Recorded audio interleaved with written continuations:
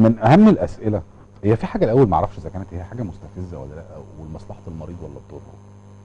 عمليه القلب مفتوح من اكبر العمليات اللي بتتعمل، يعني عمليه خطر، يعني عمليه قويه كبيره يعني. والناس بتبقى قلقانه لما حد بقى عندها قريب وهيعمل عمليه، فتلاقي بقى العيله كلها والقرايب والاصحاب والخبر نزل على الفيسبوك وتلاقي الدنيا اتلمت. يطلع من العمليه من هنا تلاقي الزيارات اشتغلت، ده داخل وده طالع وده داخل وده طالع. يعني يا يسلم ويبوس، يا في واحد يقول لك لا مش هسلم عليه من يعني هسلم عليه من بعيد كده وخلاص. الكلام ده ليه ضرر على المريض نفسه؟ يعني انا المفروض لو انا خايف عليه المفروض لا انا عايز اطمن عليه، بس زيارتي ليه دي في التوقيت ده هل هي تضره ولا مش هتفرق في حاجه؟ الزياره لها شقين، شق مجهود وشق نفسي. تمام. المريض بيبقى محتاج للدعم، بيبقى محتاج ان الناس تقعد جنبه، بيبقى محتاج يحس ان الناس مهتمه بيه، ومحتاج يحس ان الحمد لله هو بقى كويس، ومحتاج يحس ان اللي بيشعر بيه ده طبيعي.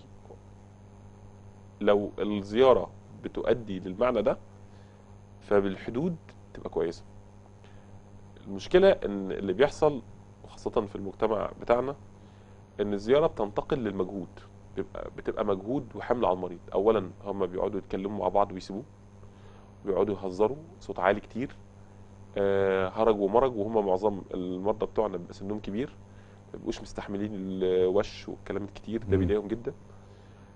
الحاجه الثانيه ده بيبقى حمل على اهل البيت لما بيروح، لان هم بدايه هم شايلين المريض، الحركه بتاعته هم بيساعدوه فيها، نومته على السرير في وضع معين بينيموه بيصحوه بيه بيقوموه بيه، عشان يقوم ينزل يتمشى هم لازم يسندوه بطريقه معينه عشان يقوم يتمشى. فهم مش ناقصين ارهاق، مرهقين. فالزياره الكتير او اللي بتطول دي بتتعدى النفع بتاع تحسين الحاله الصحيه وانه يقوم بالواجب، لانه يبقى حمل على المريض وعلى اهله. طب سيبنا من اهله وخلينا في المريض نفسه. بالظبط ده اللي يعني المريض بيبقى في حاله من التعب والاعياء الشديد. العمليه عمليه كبيره.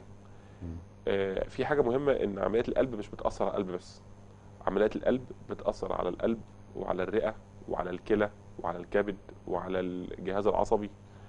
فالتاثيرات دي كلها بتخليه عنده زي هبوط، زي تعبان، وبيحتاج اعاده تاهيل وتدرج في النشاط عشان القلب اللي اتفتح واتصلح يرجع يقوم بوظيفته. ده انت العربيه اللي هي حديد لما بتعمل زي عمره او بتفتح الموتور بتاعها ما بينفعش تجري بيها تاني يوم على 120، لازم تقعد فتره في التاليين، يقول لك السياره في التاليين، يعني تبقى متوقع ان انت مش هتحمل عليها. تمام. ما ينفعش تفضل شغال طول النهار، ما ينفعش تفضل طول الوقت عمال يتكلم مع ده ويقابل ده ويقوم يسلم على ده ويروح يجامل ده، ما يقدرش.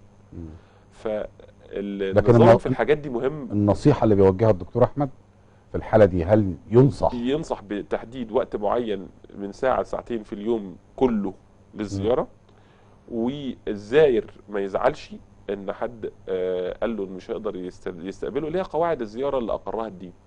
حضرتك ما ينفعش تيجي من غير ميعاد، ما ينفعش تيجي من غير ما تستأذن، ولو استأذنت والناس حسيت ان الاستئذان ده يعني بلاش النهارده او بلاش خالص، خليك حسيس يعني. هي مش بزعل، يعني انت رايح غرضك انك تخدم الناس دي وتطمن عليه وتطمن، فمش هنأذيه بالظبط.